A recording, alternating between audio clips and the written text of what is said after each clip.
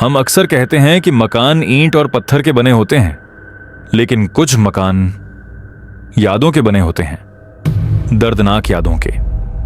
शिमला के पास एक पुराना विला है, विला रोजरी। पुलिस रिकॉर्ड्स के मुताबिक पिछले 50 सालों में वहां कोई नहीं रहा, लेकिन वहां से गुजरने वाले लोग कहते हैं कि अमावस की रात को तीसरी मंजिल की खिड़की पर आज भी एक मोमबत्ती जलती है। आज की कहानी उसी मोमबत्ती के पीछे छिपे अंधेरे की है। जीजे डार्क में आपका स्वागत है। अपने कमरे की कुंडी लगा लीजिए, क्योंकि आज रात कोई दस्तक देने वाला है। शिमला की वो शाम मुझे आज भी याद है। ठंड हड्डियों को चीर रही है। दोस्तों, मेरा नाम आर्यन है। मैं एक लेखक हूं। शहर के शोर शराबे से दूर मुझे एक सस्ती और शांत जगह चाहिए थी अपनी किताब पूरी करने के लिए, और मेरी तलाश विला रोजरी पर आकर खत्म हुई। वो मकान अजीब था। देवदार के घने पेड़ों के बीच छिपा हुआ, पुराना, अंग्रेजों के जमाने का।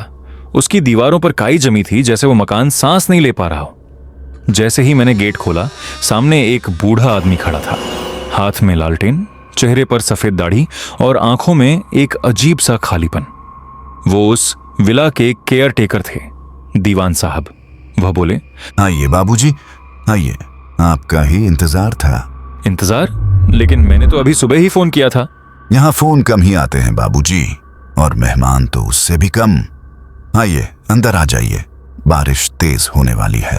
अंदर का माहौल बाहर से भी ज्यादा ठंडा था। हवा में पुराने कागज और सीलन की महक थी। दीवान साहब मुझे पहली मंजिल के एक कमरे में ले गए। कमरा बहुत खूबसूरत था। पुरानी पेंटिंग्स, लकड़ी का फर्श और एक बड़ी सी चिमनी। यह रहा आपका कमरा, आराम से रहिए। बस एक हिदायत है बाबूजी। क्या? रात को अगर कोई आवाज आए तो उसे हवा का वहम समझिएगा, और तीसरी मंजिल पर मत जाइएगा। वो हिस्सा कमजोर है, कभी भी गिर सकता है। मैंने हंसकर हामी भर दी। मुझे लगा पुराने मकानों में ऐसी कहानियां आम होती हैं, लेकिन मुझे नहीं पता था कि वो हिदायत मेरी जिंदगी की आखिरी चेतावनी थी। रात के 12 बज चुके थे। बाहर तूफान चल रहा था, लेकिन कमरे में आग की गर्मी थी। मैं अपनी कहानी लिखने में मगन था। तभी मैं रुक गया। आवाज ठीक मेरे सर के ऊपर वाली छत से आ रही थी, यानी दूसरी या तीसरी मंजिल से। किसी बच्चे के दौड़ने की आवाज। मैंने सोचा शायद दीवान साहब का कोई पोता होगा। मैंने ध्यान नहीं दिया, लेकिन थोड़ी देर बाद रात के 2 बजे पियानो मुझसे रहा नहीं गया। मैं कमरे से बाहर निकला। पूरा घर अंधेरे में डूबा था। सीढ़ियों के पास दीवान साहब बैठे थे, हाथ में वहीं लालटेन लिए वो कुछ बुदबुदा रहे थे। दीवान साहब, ये ऊपर कौन पियानो बजा रहा है? कोई नहीं बाबूजी, मैंने कहा था ना, हवा का वहम है। सो जाइए और दरवाजा अंदर से बंद रखिएगा। उनकी आवाज में ऐसा कुछ था कि मैं बहस नहीं कर पाया। मैं वापस कमरे में आ गया, लेकिन उस रात मुझे नींद नहीं आई। मुझे ऐसा लग रहा था कि दीवारें मुझे देख रही हैं। अगली सुबह मौसम साफ था।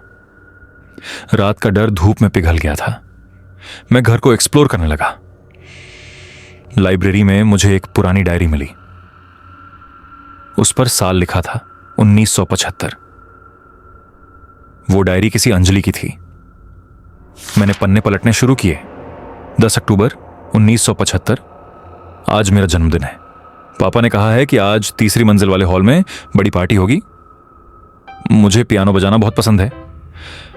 15 अक्टूबर 1975। मुझे डर लग रहा है। पापा का व्यवहार बदल गया है। वो कहते हैं हम यहां से कभी नहीं जा पाएंगे। और फिर आखिरी पन्ना, जिस पर सिर्फ एक लाइन लिखी थी, स्याही बुरी तरह फैली हुई थी। आग, हर तरफ आग है। पापा ने दरवाजा बाहर से बंद कर दिया है। मेरा दिल जोर से धड़कने लगा।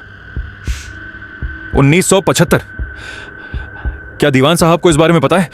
मैंने उसी वक्त फैसला किया, मुझे तीसरी मंजिल पर जाना होगा।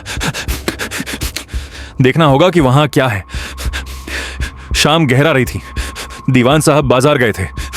यही मौका था। मैं दबे पांव सीढ़ियां चढ़ने लगा। दूसरी मंजिल, सन्नाटा। फिर तीसरी मंजिल की सीढ़ियां, यहां धूल की मोटी परत थी।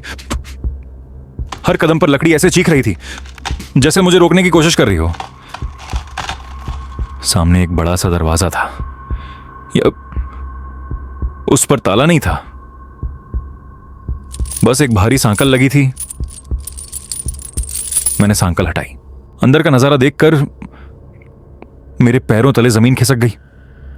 वो कमरा नहीं था, वो एक जला हुआ श्मशान था। दीवारें काली थीं, फर्नीचर जला हुआ था, लेकिन कमरे के बीचों बीच एक पियानो रखा था, एकदम साफ, चमचमाता हुआ। और उस पियानो पर एक केक रखा था, ताजा केक, जिस पर मोमबत्तियां जल रही थी। मैं कांपने लगा। यहां कोई नहीं था। फिर ये मोमबत्तियां किसने जलाई? तभी मुझे अपने पीछे किसी की भारी सांसों की आवाज सुनाई दी। मैंने पलटकर देखा, दीवान साहब खड़े थे, लेकिन वो वैसे नहीं थे जैसे मैंने नीचे देखा था।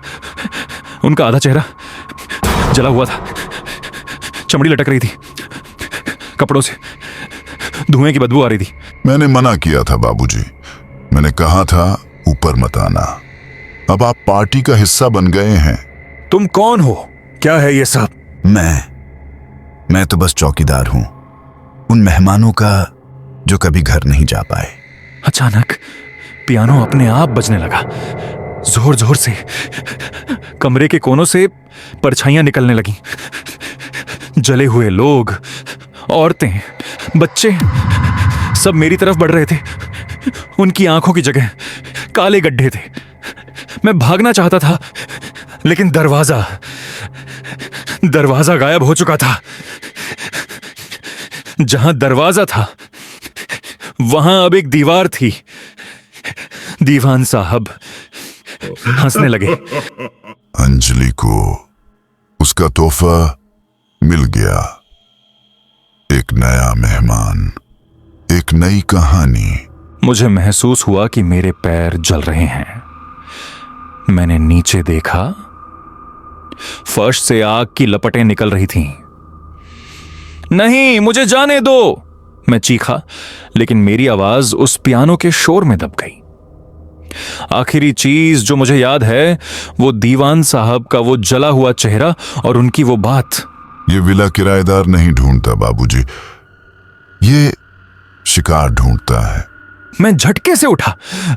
मैं अपने बिस्तर पर था, पसीने से लथपथ। क्या वो सपना था? हे भगवान, वो कितना डरावना सपना था। मैंने घड़ी देखी, सुबह के 7 बज रहे थे। बाहर बारिश रुक चुकी थी। मैंने राहत की सांस ली। शुक्र है, बस एक सपना था। मैं अपना सामान पैक करने लगा। मुझे एक पल भी यहां नहीं रुकना था। मैं नीचे आया। हॉल में एक नया केयरटेकर खड़ा था। भाई साहब, मैं जा रहा हूं, चाबी यहां रख दिया है। वैसे वो दीवान साहब कहां हैं जो कल रात मिले थे? साहब, आप किसकी बात कर रहे हैं?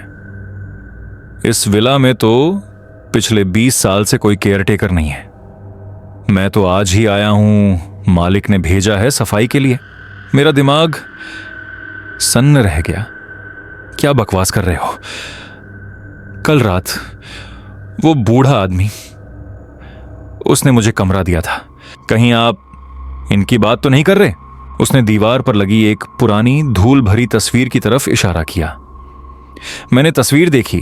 तस्वीर में वही बूढ़ा आदमी था, दीवान साहब, लेकिन तस्वीर के नीचे लगी माला सूख चुकी थी और तारीख लिखी थी, स्वर्गीय दीवान चंद, मृत्यु 15 अक्टूबर 1975, आग में जलने के कारण।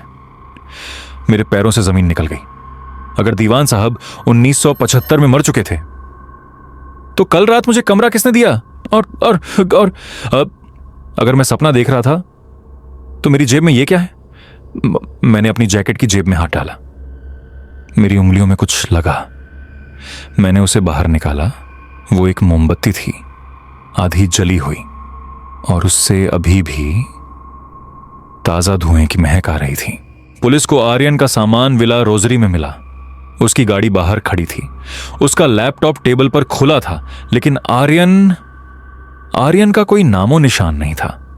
शिमला के लोग कहते हैं कि अब तीसरी मंजिल पर 2 परछाइयां दिखती हैं, एक बूढ़े की और एक जवान लेखक की, जो अपनी अधूरी कहानी सुनाने के लिए अगले मुसाफिर का इंतजार कर रहे हैं। दोस्तों, अगर आप कभी पहाड़ों पर जाएं और कोई सस्ता पुराना विला मिले तो ठहरने से पहले उसका इतिहास जरूर जान लें, क्योंकि कुछ दरवाजे सिर्फ अंदर आने के लिए खुलते हैं, बाहर जाने के लिए नहीं। यह था जीजे डार्क का आज का एपिसोड।